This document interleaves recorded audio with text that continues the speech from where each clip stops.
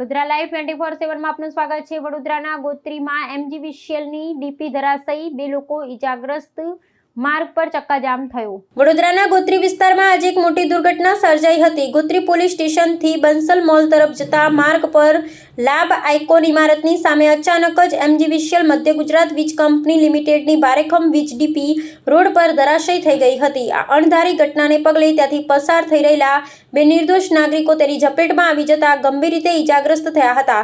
ઘટનાની જાણ થતાં જ આસપાસના લોકો એકઠા થઈ ગયા હતા અને તાત્કાલિક 108 ઇમરજન્સી એમ્બ્યુલન્સને જાણ કરવામાં આવી હતી।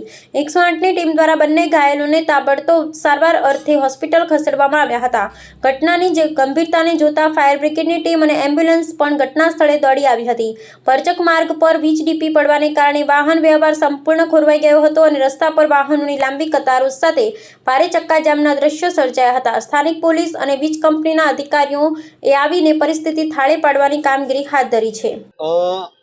વાસનાથી ગોત્રી જતા રસ્તા ઉપર બંસલ મોલથી આગળ લાભ આઇકોનની સામે એક જે ઇલેક્ટ્રિક થાંભલો હોય એની નીચે બાઇક સવાર 2 વ્યક્તિ ફસાઈ ગયેલા હતા એવો અમને મુખ્ય કંટ્રોલ રૂમથી કોલ મળેલ। વાસના ફાયર બ્રિગેડની ગાડી તાત્કાલિક ટર્નઆઉટ લઈ સ્થળ પર આવેલ તો બંને વ્યક્તિ પોતાની જાતે જ બહાર નીકળી ગયેલા હતા।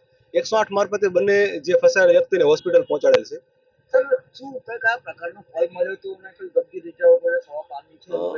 બંને ફસાયેલ વ્યક્તિઓને પોતાની રીતે જ બહાર નીકળી ગયેલા હતા અને ઈજાનું તો કોઈ આપણે પાક્કી માહિતી ન આપી શકીએ, પણ કદાચ ભારે પવનના કારણે થાંભલા પડ્યા એવું પ્રાથમિક જાણકારી મળેલ છે।